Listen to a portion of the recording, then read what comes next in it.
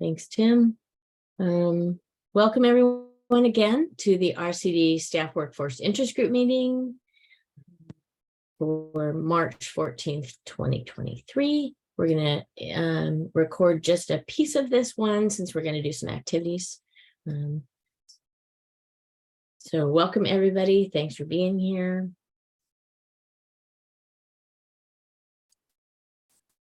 Just as a little bit of a reminder, this interest group is for you and by you. So we really want to have as much engagement as possible to develop ideas and the framework to support current RCD professionals, support individuals who are looking to become RCD professionals. In particular, we have the student workforce interest group that focuses on student programs. And then we want to provide resources for institutional RCD programs. And then as you see here, among other things, we want to curate information from existing programs and develop leading practices.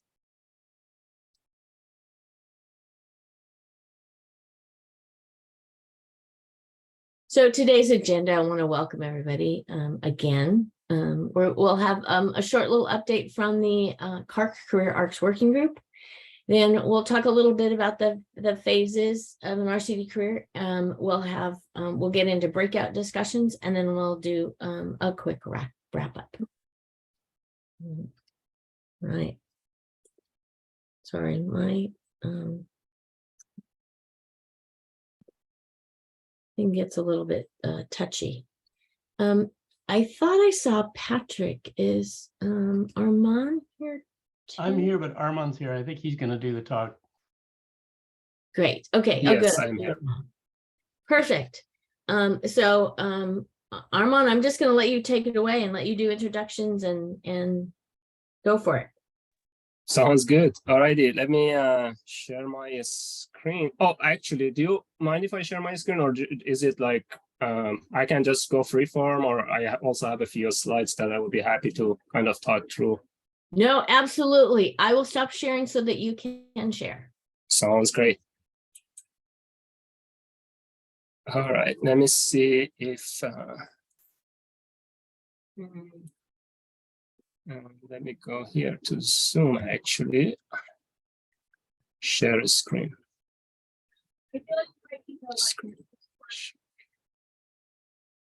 You see my screen, right?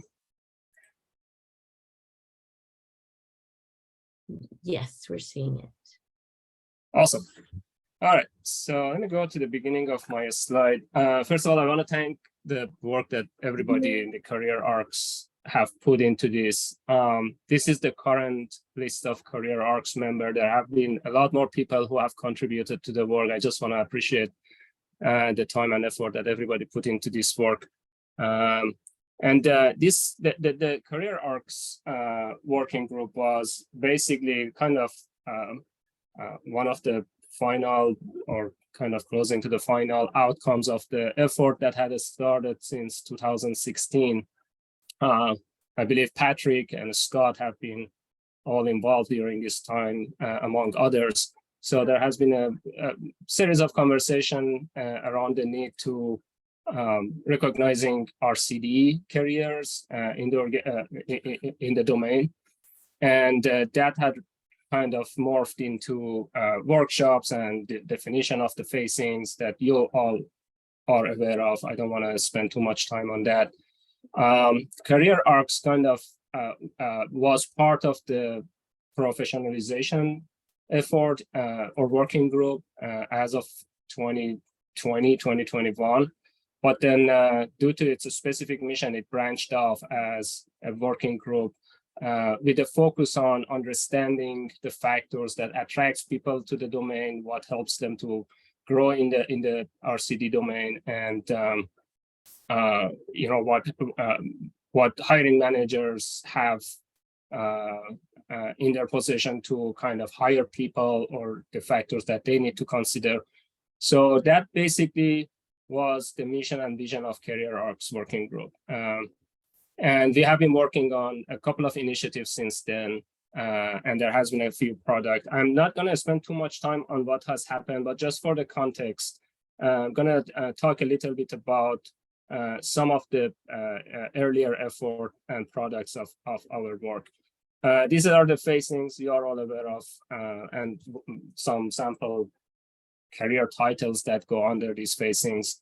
Again, no need for me to spend too much time on this slide.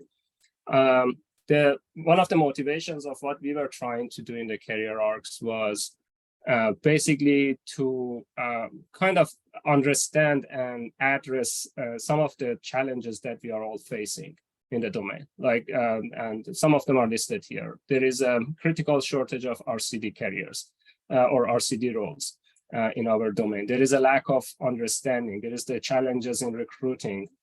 It's not really clear to the hiring managers what they need to look into or what are the important factors that are agreed upon across the community to have successful hires in the domain. And then there's challenges around the retention. We are all competing against, more or less similar roles, at least on the paper, from other competitors, and kind of understanding how we can hire people successfully into our domain and retain them and help them grow in the role. And if there is, there are people who are, who have experienced the domain, who might have interests or opportunities elsewhere outside the RCD domain, what are the knowledge that they can use to pursue successful career outside the RCD field that we are all aware of. We kind of, our study relied on sort of the organizational socialization concepts, which is basically tries to research what are the phases of people, individuals getting into organization and assume an organizational role that fits both the organization and individual. And the phases that are outlined there is like the pre-arrival, basically. We want to understand, what motivates people to get into the domain. There is the entry, basically from the perspective of hiring managers, what helps people to come into the domain. There is the metamorphosis, understanding how people can advance and change their career in the RCD field, and then the exit and disengagement. And these four concepts were basically the pillars of a survey that we designed and sent out to the community. I had to go through the IRB approval because we had some demographic questions. And at the end, it turned out that it got IRB exemption. There wasn't any identifiable data that could harm anybody. It had 31 questions. It was purposive sampling, meaning that we really targeted towards specific RCD communities to respond to this. And the reason for that is, in the absence of a whole lot of data in the field and not having thousands and thousands of people who can respond to these kind of surveys, we wanted to target it and get a little bit more depth of data than, random sampling the community. And the survey was up for 3 months. There was a couple of things that we wanted to look into during the survey around the career stages, gender, and RCD roles. And some of the results that, again, I'm not going to delve too much into those. I think this has been presented elsewhere, but again, just to set the context of what we have been trying to understand in the RCD career arcs, I'm just going to maybe briefly touch on some of those. So as I mentioned, in the entry phase, understanding factors that individuals looking to when they are looking for a career in RCD. The top three were basically technical skills, experience in academic research. The first two are kind of trivial, or was kind of trivial to us. It wasn't no surprise, in other words. The last one was interesting, interpersonal communication that has been identified as one of the key factors that attracts people to the field. And then leadership skill wasn't ranked as high, which I'll talk in a little bit about it more. And some factors related to demographic was ranked lower. And the reason for that is most likely because the majority of the people who responded to the survey were white male, and we didn't manage, given the number of respondents, we didn't manage to have that diversity of opinions, unfortunately, to really kind of draw a strong conclusion here around the gender, age, or racial identity. The next set of factors, basically what help people to advance in the career, on the top, you can see there are a lot of leadership related skills. So people didn't see them as important in getting into the domain, whereas they are seeing them as important in advancing in this field. In contrast, there are management related skills that are not ranked as high as leadership related skills. And we kind of think the reason for that is our research organization tend to be more unstructured compared to the enterprise IT, for instance, and that's why leadership plays a more important role than management in this domain. And then the other group of the factors that we discussed or we studied were around factors that motivate job changes. And so some of the things that were brought up were basically, again, around like having an influence in the organization, or not making sure that the job change provides them with that influence. Salary wasn't ranked as high in the motivating factor for career change, although it was ranked high as a factor for career advancement. So that was also an interesting result of the survey. And then some other things that we have been looking at has been factors that are important from the perspective of hiring manager. The challenges with the survey, though, were mostly around the survey response rate. So the survey was up for 3 months. We really poked a lot of communities. At the end of the day, one thing to recognize is that as big of a community as we have, it's not really huge to collect as much data as needed to draw a conclusion on certain factors. For instance, like around the gender identity, we didn't really have a whole lot of data in different gender identity groups to draw a robust conclusion around it.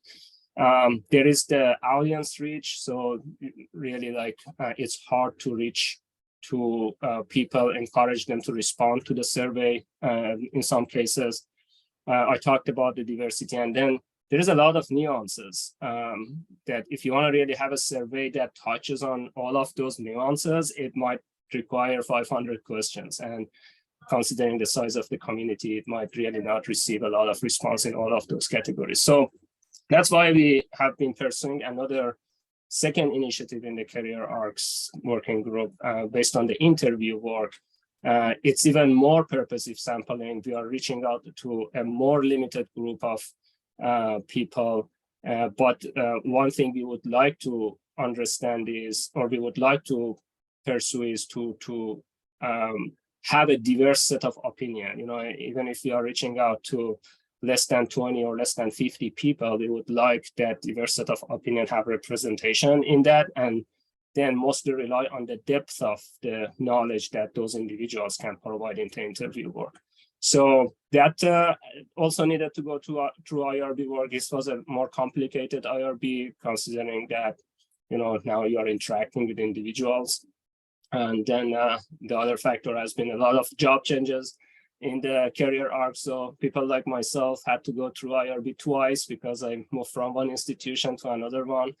And that's kind of delayed the work a little bit, but hopefully the interview work will be rolled out soon. And that's basically where we are at today. I'm going to stop here, and I'm curious to also know from your interest groups and learn from you all. Great. Thank you, Arman. Let me stop sharing too.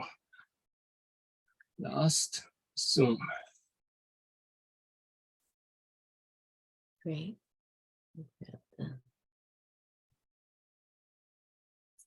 All right.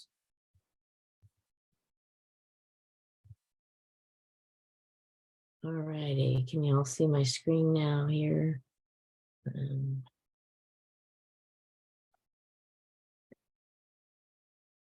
All righty.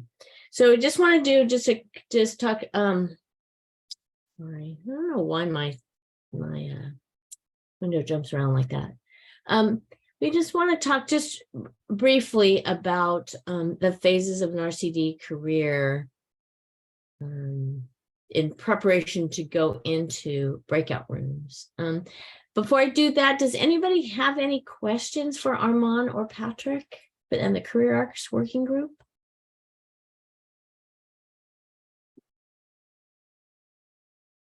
Let's see, I'm not seeing any hands up, so I'm going to think that we're okay. Feel free to put them in the chat or unmute, as always. So I'm just wondering, you know,